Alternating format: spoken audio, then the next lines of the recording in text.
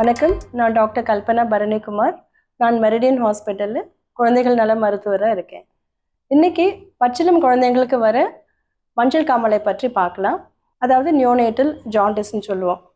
இப்போ பச்சிளம் குழந்தைங்களுக்கு வர மஞ்சள் காமாலை நார்மலாக ஒரு 60லேருந்து 80% குழந்தைங்களுக்கு வரக்கூடியது தான். இது மெயினாக ஒரு கல்லீரல், அதாவது லிவர் இம்மெச்சூரிட்டினால், முதிர்ச்சி அடையாத தன்மையினால் வரக்கூடியது. இந்த குழந்தைங்களுக்கு இது எதனால ஜாண்டிஸ் வருதுன்னு பார்த்தீங்கன்னா, இந்த ரத்தத்தில் இருக்க சிவப்பணுக்கள் பழைய சிவப்பணுக்கள் உடையும் பொழுது ஒரு பிரேக் டவுன் ப்ராடக்ட்னு சொல்லுவோம். அதுதான் இந்த பிலிருபின்ங்கிற எல்லோ பிக்மெண்ட்.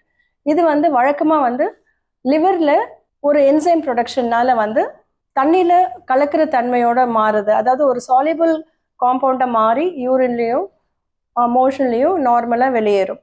ஆனால் இந்த பிறந்த குழந்தைங்களில் லிவர் முதிர்ச்சி அடையாததுனால இந்த எல்லோ பிக்மெண்ட் ரத்தத்திலேயே கலந்து இருக்கும். இது சாஃப்ட் டிஷ்யூஸ், அதாவது கண்ணை சுற்றி இருக்க இடங்கள்ல, ஸ்கின்ல, இல்லைன்னா மூளையில், இந்த மாதிரி இடத்துல அதிகமாக போய் இந்த எல்லோ பிக்மெண்ட் ஆன பிலிருபின் படியும். அதுக்கப்புறம் லிவர் கொஞ்சம் முதிர்ச்சி அடைய இந்த ஜாண்டிஸ் சரியாக போயிடும். ஆனால் ஒரு சில குழந்தைங்களுக்கு இந்த ஜாண்டிஸ்க்கு ட்ரீட்மெண்ட் தேவைப்படும். ஏன்னா இந்த பிலிருபின் பிக்மெண்ட் ஆனது மூளையில் அதிகமாக படியும் பொழுது குழந்தைகள் சரியாக ஃபீட் பண்ண மாட்டாங்க, பால் சக் பண்ண முடியாது, தூங்கிக்கிட்டே இருப்பாங்க. இந்த மாதிரி ஆகும்பொழுது அதிகப்படியான டீஹைட்ரேஷன் போகிறதுக்கு வாய்ப்பு இருக்குது.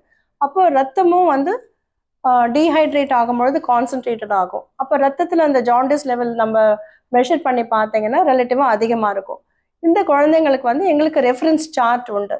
அவங்க பிறந்ததுலேருந்து எத்தனை வாரத்தில் ஜெஸ்டேஷன், அதாவது எத்தனை வாரத்தில் பிறந்தாங்க, பிறந்ததுலேருந்து எத்தனை மணி நேரத்தில் இந்த டெஸ்ட் எடுக்கும் பொழுது ஒரு குறிப்பிட்ட அளவுக்கு மேலே இருந்ததுன்னா அவங்களுக்கு ஒரு ப்ளூ லைட் ஃபோட்டோ தெரப்பிங்கிறது தேவைப்படும். இந்த ஃபோட்டோ தெரப்பி லைட் லிவர் செய்யாத ஒரு காரியத்தை டைரெக்டாக ஸ்கின் மூலமாக ஊடுருவி அந்த பிக்மெண்ட்டை ஒரு வாட்டர் சால்யூபிள் காம்பவுண்டாக மாற்றிடுது.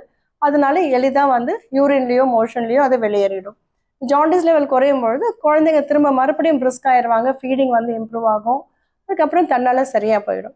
இது வழக்கமாக நார்மலாக ஒரு டேர்ம் பேபிஸ், அதாவது 37 வாரங்களுக்கு பிறகு பிறந்த பேபிஸில் பார்த்தீங்கன்னா ஒரு 2 வாரத்தில் தன்னாலேயே சரியாக போயிடும்.